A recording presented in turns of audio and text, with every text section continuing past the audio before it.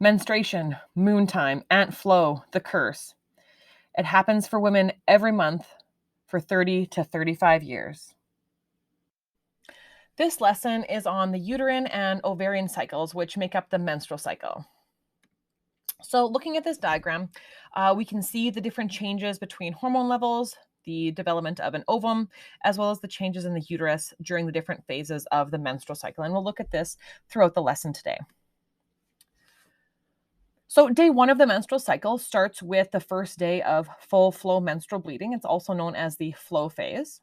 So estrogen and progesterone levels are typically low as the endometrium is shed during the process of menstruation. Now, this does overlap with the follicular phase, but the follicular phase you can also see starting on day 6 to day roughly 13. So increased follicle stimulating hormone from the anterior pituitary promotes the development of the follicles starting on day 2 or 3 until ovulation on day 12, 13 or so. Now, these are all just averages. As the follicle develops, it's going to release estrogen, which promotes the growth of the endometrium. So that would happen after the endometrium is shed during the flow phase. Estrogen will peak a day roughly before ovulation occurs. And then the day of ovulation or before ovulation, there's a small spike in luteinizing hormone as well as follicle stimulating hormone to finish developing that follicle. Day 14, again, on average for real people, day 14 for textbook. There's an increase in luteinizing hormone and follicle stimulating hormone, causing the follicle to rupture or ovulate, and that developed ovum or egg is released. After that, follicle stimulating hormone will be lower. Roughly day 15 to 22, 24, 28 is the luteal phase. And luteinizing hormone is going to promote the formation of that corpus luteum after that follicle develops. And that corpus luteum is going to produce progesterone and inhibit gonadotropic releasing hormone, which will then inhibit the release of luteinizing hormone and follicle stimulating hormone because we don't want any further ovulation. The estrogen levels will continue to be high, which continue to thicken the endometrium. And if the egg happens to fertilize and develops normally, it possibly can implant into the endometrium.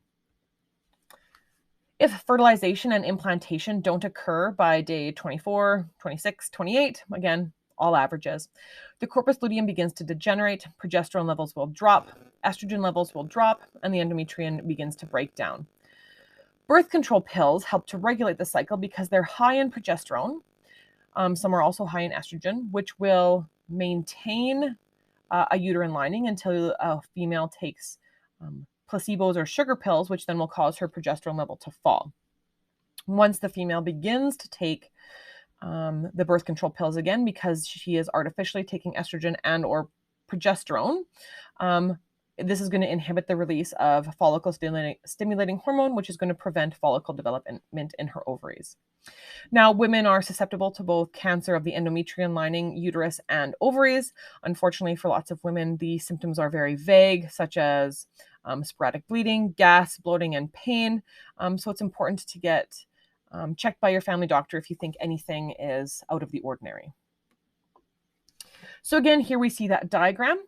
We can see follicle stimulating hormone in green, again, rising in the first half of the cycle, peaking near ovulation and then remaining low.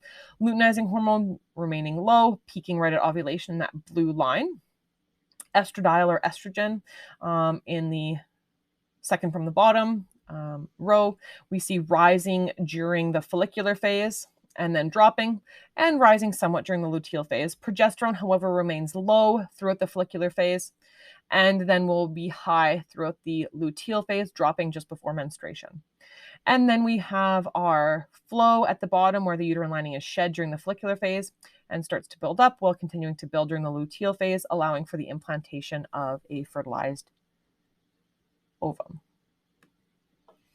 So again, if there is no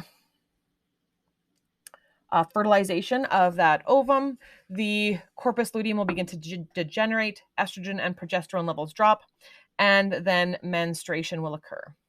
So that is how the structures and functions of the ovary and uterus during the menstrual cycle and how it is controlled by hormones.